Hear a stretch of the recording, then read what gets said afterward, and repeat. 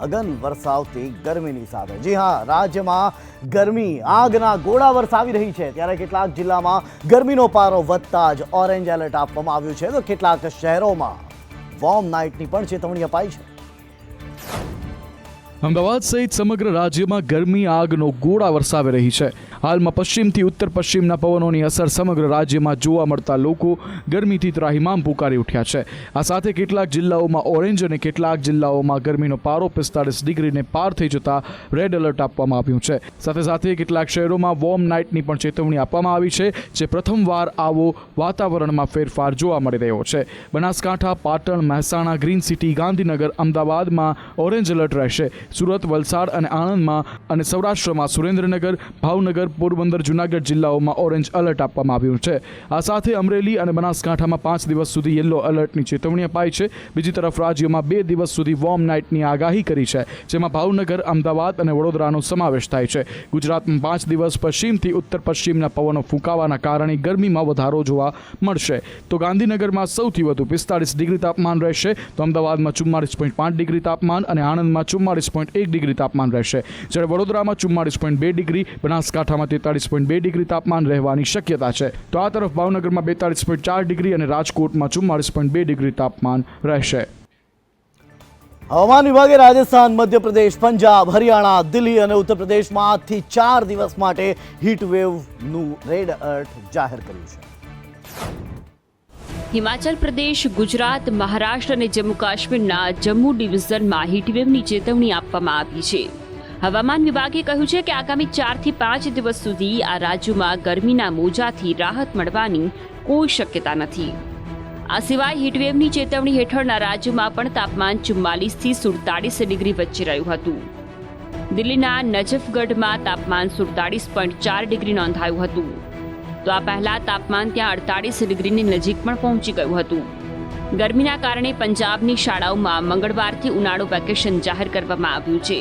તે જ સમયે હિમાચલ અને જમ્મુમાં શાળાનો સમય આગળ વધારવામાં આવ્યો છે। દિલ્હીમાં પણ શાળાઓને તાત્કાલિક બંધ કરવાનું કહેવામાં આવ્યું છે। દક્ષિણ ભારતના રાજ્યો કેરળ અને તમિલનાડુ ચોમાસાના આગમન પહેલા જ વરસાદથી ત્રસ્ત થઈ ગયા છે। હવામાન વિભાગે આ બંને રાજ્યોમાં ભારે વરસાદની ચેતવણી જાહેર કરી છે।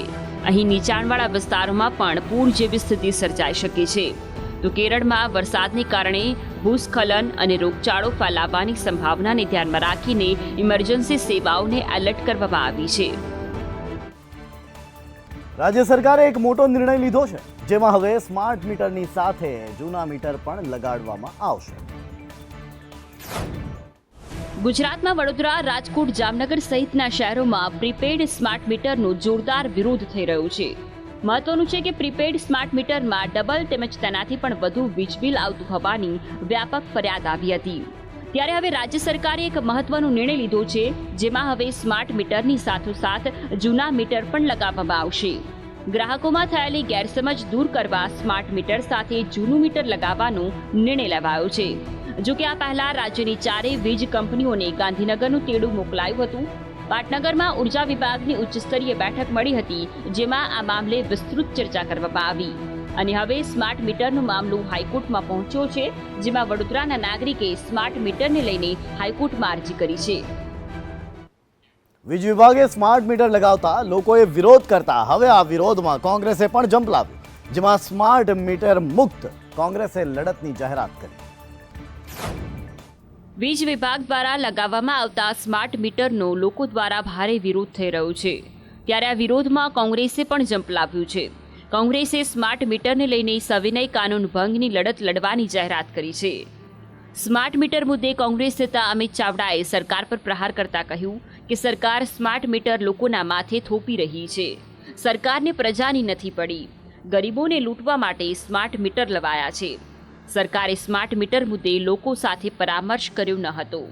સરકારે સ્માર્ટ મીટર મરજિયાત કરી દેવા જોઈએ। અમદાવાદની ભગવાન જગન્નાથની રથયાત્રાની સલામતીને લઈને શહેર પોલીસે કમર કસી છે જેના ભાગરૂપે સીસીટીવી પબ્લિક સેફટી પ્રોજેક્ટ શરૂ કરાયો છે। અમદાવાદમાં આગામી રથયાત્રા 2024ને લઈને તડામાર તૈયારીઓ શરૂ થઈ ગઈ છે જેના ભાગરૂપે અમદાવાદ શહેર પોલીસ પણ તૈયારીઓ કરી રહી છે। અમદાવાદ શહેરોમાં કાયદો અને વ્યવસ્થા જળવાઈ રહે તે માટે સીસીટીવી પબ્લિક સેફટી પ્રોજેક્ટ શરૂ કરાયો છે, જે અંતર્ગત શહેરમાં જનભાગીદારીથી વધુ સારી ક્વોલિટીના કેમેરા લગાવવાની કામગીરી કરવા માટે સૂચના આપવામાં આવી છે. તેમજ આ પ્રોજેક્ટના પ્રથમ તબક્કામાં રથયાત્રાના સમગ્ર રૂટને સીસીટીવી કેમેરાથી સજ્જ કરવાની કામગીરી કરવામાં આવશે. આ માટે અમદાવાદ ક્રાઇમ બ્રાન્ચને કામગીરી સોંપવામાં આવી છે. આ પ્રોજેક્ટ અંતર્ગત ક્રાઇમ બ્રાન્ચ દ્વારા સમગ્ર રૂટ પર તેની તપાસ શરૂ કરી દીધી છે. તો અમદાવાદ શહેર ક્રાઇમ બ્રાન્ચ દ્વારા એક સીસીટીવી પબ્લિક સેફટી પ્રોજેક્ટ અમલમાં લાવ્યા છે, જે અંતર્ગત ક્રાઇમ બ્રાન્ચની ટીમ લોકલ પોલીસ સ્ટેશન્સની ટીમ સાથે સમગ્ર પ્રથમ તબક્કામાં જે રથયાત્રાનો રૂટ છે એના ઉપર અમે ચેકિંગ કરી રહ્યા છીએ. સામે ચાલીને દુકાનદારો, નાગરિકો, એસોસિએશન્સના માલિકો અને સોસાયટીમાં જે રહેનાર જે એસોસિએશન્સ હોય કે સોસાયટીઝ હોય એ લોકો સામે ચાલીને આવે. જ્યાં કેમેરાઝ નથી લગાવ્યા ત્યાં કેમેરાઝ લગાડવા માટે અમે એમને જાણકારી આપી. બિહારના છપરામાં આરજેડી અને ભાજપના સમર્થકો વચ્ચે ગોળીબાર થઈ ગયો, જેમાં એક યુવકનું મોત થયું છે. બિહારમાં પાંચમા તબક્કામાં 5 બેઠકો પર મતદાન થયું. પાંચમા તબક્કાના મતદાન બાદ બિહારની સારણ લોકસભા સીટ પર ભારે હિંસા થઈ છે. ભાજપ અને આરજેડીના સમર્થકો વચ્ચે વિવાદ થયો હતો. તેમજ આજે બંને પક્ષો વચ્ચે ગોળીબાર પણ થયો, જે ઘટનામાં 3 લોકોને ગોળી વાગી હતી. ગોળી વાગવાથી એક વ્યક્તિનું મોત થયું છે, જ્યારે 2 ગંભીર રીતે ઘાયલ થયા છે. પૂર્વ સીએમ લાલુ યાદવની પુત્રી રોહિણી આચાર્ય સારણ લોકસભા સીટ પરથી ચૂંટણી લડી રહી છે, ત્યારે રોહિણી છપરામાં એક બૂથ પર પહોંચી ત્યારે વિવાદ થયો હતો. તેવામાં આજે સારણમાં ગોળીબાર થયો. રોહિણી આચાર્ય પણ છપરાના ભિખારી ઠાકુર ચોક વિસ્તારમાં પહોંચી હતી, જે દરમિયાન પણ ત્યાં હોબાળો થયો હતો. ઘટના બાદ સારણના એસપીએ કહ્યું કે આરજેડી અને બીજેપી કાર્યકર્તાઓ વચ્ચે વિવાદ થયો હતો. આજે કેટલાક લોકોએ તેને લઈને ગોળીબાર કર્યો છે. કાર્યવાહી કરવામાં આવી રહી છે અને અહીં ઇન્ટરનેટ પણ 2 દિવસ માટે બંધ કરી દેવામાં આવ્યું છે. ભારતીય જનતા પાર્ટીએ પૂર્વ કેન્દ્રીય મંત્રી જયંત સિન્હાને કારણ બતાવો નોટિસ આપી અને તેમને 2 દિવસ આ નોટિસ પર જવાબ આપવા માટે પણ કહેવામાં આવ્યું છે. જયંત સિન્હા પાર્ટીએ તેમને ટિકિટ ન આપવાના નિર્ણયથી નારાજ છે અને તેથી જ તેમણે ચૂંટણી પ્રચારથી દૂરી બનાવી લીધી હોવાનું માનવામાં આવે છે. તેમના આ વલણને જોઈને હવે પાર્ટીએ કારણ બતાવો નોટિસ આપી છે અને તેમને 2 દિવસમાં જવાબ આપવાનો નિર્દેશ પણ આપ્યો છે. આ ઉપરાંત ભાજપે ધનબાદના ધારાસભ્ય રાજ સિન્હાને પણ નોટિસ પાઠવી છે.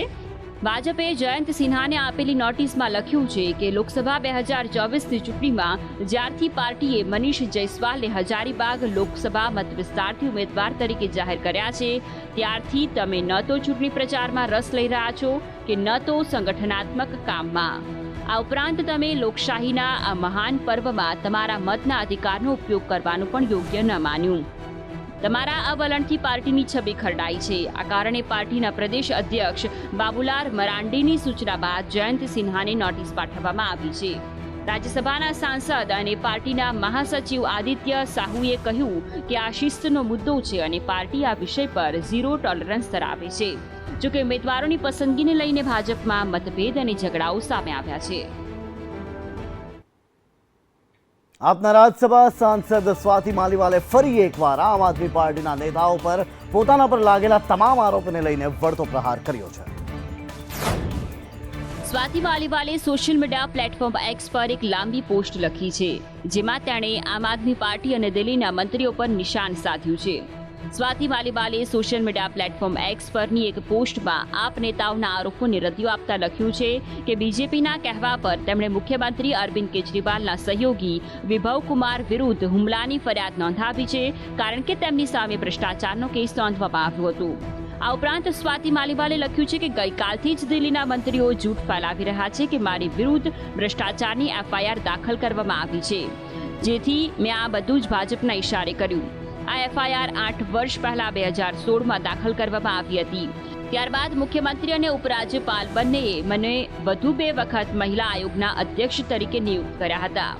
આ કેસ સંપૂર્ણપણે નકલી છે, જેના પર માનનીય હાઈકોર્ટે તેને 1.5 વર્ષ માટે સ્ટે આપ્યો છે અને સ્વીકાર્યું છે કે પૈસાની કોઈ લેવડ દેવડ નથી થઈ.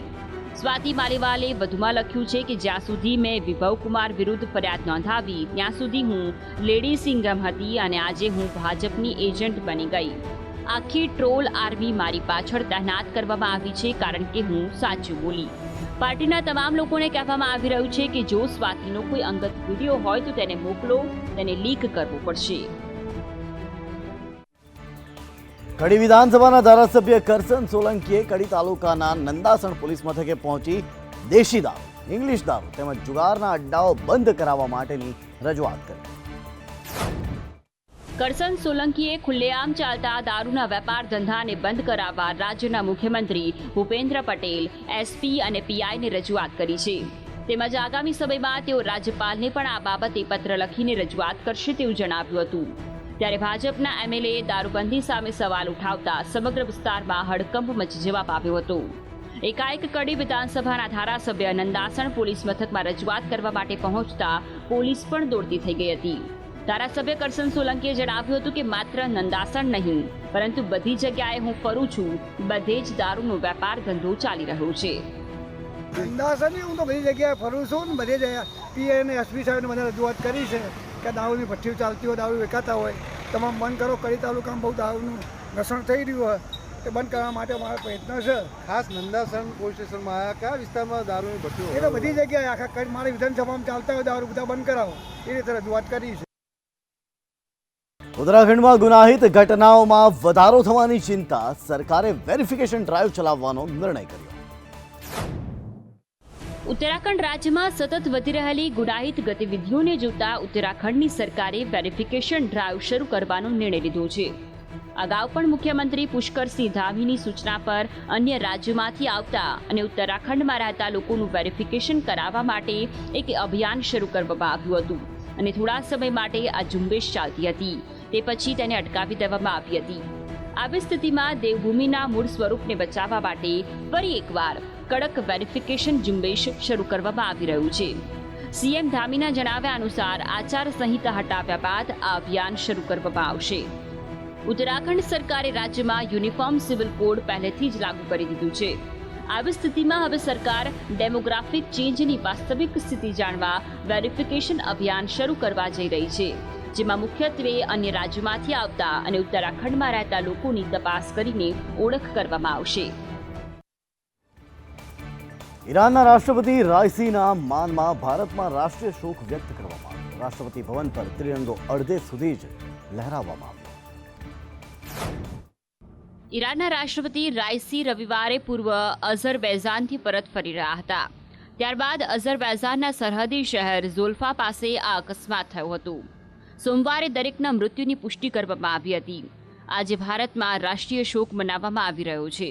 હેલિકોપ્ટર દુર્ઘટનામાં ઈરાનના રાષ્ટ્રપતિ ઇબ્રાહિમ રાઈસી, વિદેશ મંત્રી હુસેન અમીર અબ્દુલ્લાહિયન અને અન્ય 7 લોકોના મૃત્યુથી દરેક જણ દુઃખી છે. ભારતમાં પણ આ અવસાનને લઈને શોક મનાવવામાં આવી રહ્યો છે. તમને જણાવી દઈએ કે રાઈસી રવિવારે પૂર્વ અઝરબૈજાનથી પરત ફરી રહ્યા હતા. ત્યાર પછી ઈરાનની રાજધાની તહેરાનથી 600 કિલોમીટર દૂર આવેલા અઝરબૈજાનના સરહદી શહેર ઝોલ્ફા પાસે આ અકસ્માત થયો હતો. પાકિસ્તાનના પૂર્વ પીએમ ઇમરાન ખાનને મોટી રાહત મળી છે. ઇમરાન ખાન વિરુદ્ધ 2018ની ચૂંટણીમાં નામાંકન દરમિયાન ખોટી માહિતી આપવા બદલ તેઓનું નામાંકન રદ કરવાની માંગણી કરતી અરજી દાખલ કરવામાં આવી હતી. ઇસ્લામાબાદ હાઈકોર્ટે ઇમરાન ખાન વિરુદ્ધ દાખલ કરેલી અરજીને ફગાવી દીધી છે. મોહમ્મદ સાજિદ નામના અરજદારે પૂર્વ પીએમ ઇમરાન ખાન વિરુદ્ધ અરજી દાખલ કરી હતી. અરજીમાં કહેવામાં આવ્યું હતું કે ઇમરાન ખાને 2018ની ચૂંટણી દરમિયાન તેમની કથિત પુત્રી ટાયરીન વિશે માહિતી આપી ન હતી. ઇમરાન ખાનની પાર્ટીએ 2018ની ચૂંટણીમાં જીત મેળવી હતી અને તે પછી ઇમરાન ખાને ઓગસ્ટ 2018થી એપ્રિલ 2022 સુધી પાકિસ્તાનના વડાપ્રધાન તરીકે સેવા આપી હતી. અરજીકર્તાનો આરોપ છે કે ઇમરાન ખાને તેમના નામાંકનમાં ખોટી માહિતી આપી છે. ઇમરાને તેના સોગંદનામામાં માત્ર તેના 2 પુત્રોની માહિતીનો ઉલ્લેખ કર્યો છે, પરંતુ ત્રીજા બાળક ટાયરીનનો ઉલ્લેખ કર્યો નથી. ઇમરાન ખાન સામેનો કેસ મે 2023થી પેન્ડિંગ હતો. વાસ્તવમાં મામલાની સુનાવણી કરતા ઇસ્લામાબાદ હાઈકોર્ટના 3 ન્યાયાધીશોની બેન્ચને હાઈકોર્ટના ચીફ જસ્ટિસ આમર ફારૂકે ભંગ કરી દીધી હતી. મંગળવારે નવી બેન્ચે અરજી પર સુનાવણી કરીને તેને ફગાવી દીધી હતી. શ્રીલંકાના વિદેશ મંત્રી અલી સાબરીએ કાચા થીવુ ટાપુ અંગે પ્રતિક્રિયા આપી અને તેમણે કહ્યું કે તેમને ભારત સાથે કાચથીવ ટાપુ પર ચર્ચા કરવાનું કોઈ કારણ દેખાતું જ નથી. સાબરીએ કહ્યું કે ઘણા વર્ષો પહેલા બંને દેશો વચ્ચેની વાતચીત બાદ જ આ મુદ્દે ચર્ચાનો અંત આવ્યો હતો. શ્રીલંકાના વિદેશ મંત્રીએ કહ્યું કે એક જવાબદાર પાડોશી રાષ્ટ્ર હોવાને કારણે શ્રીલંકા કોઈને પણ ભારતની સુરક્ષા સાથે સમજૂતી કરવા દેશે નહીં. શ્રીલંકાના વિદેશ મંત્રીએ કાચાથીવુ ટાપુ પર પ્રતિક્રિયા આપી હતી. તેમણે કહ્યું કે જો તમે તેને ધ્યાનથી જુઓ તો આ એવો મુદ્દો છે જેની આપણે વર્ષો પહેલા ચર્ચા કરી છે અને નિષ્કર્ષ પણ આવ્યા હતા. મને તેને ફરીથી શરૂ કરવાની જરૂર દેખાતી નથી. તેમણે આ સ્પષ્ટ કર્યું કે કાચાથીવુ ટાપુ પરની ટિપ્પણીનો હેતુ આ ચર્ચાને ફરીથી શરૂ કરવાનો નથી. સાબરીએ વધુમાં જણાવ્યું હતું કે તે સમયે સ્થાનિક રાજકીય જરૂરિયાતોને આધારે ચર્ચાઓ યોગ્ય રીતે કરવામાં આવી હતી. શ્રીલંકામાં ચીનના જાસૂસી જહાજોના આગમન પર સાબરીએ કહ્યું કે અમે ખૂબ જ સ્પષ્ટપણે કહ્યું કે અમે તમામ દેશો સાથે મળીને કામ કરવા માંગીએ છીએ. સામાન્ય રીતે ફ્લાઇટ્સમાં ટર્બ્યુલન્સ આવતા હોય છે, પરંતુ સિંગાપોર એરલાઇન્સની ફ્લાઇટમાં એર ટર્બ્યુલન્સને કારણે 30 લોકો પરેશાન થયા. આ ફ્લાઇટ લંડનથી સિંગાપોર જઈ રહી હતી. સિંગાપોર એરલાઇન્સની બોઇંગ 777-300ER ફ્લાઇટ ભારતીય સમય અનુસાર બપોરે 2:45 લંડનથી ટેક ઓફ થઈ હતી. ખરાબ હવામાનને કારણે ટેક ઓફ કર્યાના 11 કલાક પછી 37,000 ફીટ પર એર ટર્બ્યુલન્સ આવી હતી, જેને લઈ ફ્લાઇટ જોરદાર ધ્રુજવા લાગી હતી. તે જ સમયે પ્લેન મ્યાનમાર એરસ્પેસની નજીક હતું. અંદમાન સમુદ્ર પાર કર્યા બાદ પ્લેન 5 મિનિટમાં 37,000 ફૂટની ઊંચાઈથી 31,000 ફૂટે નીચે આવી ગયું હતું. મુસાફરોએ જણાવ્યું કે જ્યારે પ્લેન તેની ઊંચાઈ ઓછી કરી રહ્યું હતું ત્યારે તેમને સીટ બેલ્ટ પહેરવાની ચેતવણી આપવામાં આવી ન હતી, જેના કારણે ઘણા મુસાફરો પોતાની સીટ પરથી કૂદી પડ્યા હતા. તેનું માથું સામાનના ડબ્બા સાથે અથડાયું હતું. ઘણા લોકો ઘાયલ પણ થયા હતા, જેમાં એક મુસાફરનું મોત થયું છે. આ પછી ભારતીય સમય અનુસાર બપોરે 2:15 ફ્લાઇટને બેંકોક તરફ વાળવામાં આવી હતી, જ્યાંના એરપોર્ટ પર ઇમરજન્સી લેન્ડિંગ કરવામાં આવ્યું હતું. જો કે ફ્લાઇટ બપોરે 3:40 સિંગાપોરમાં લેન્ડ થવાની હતી.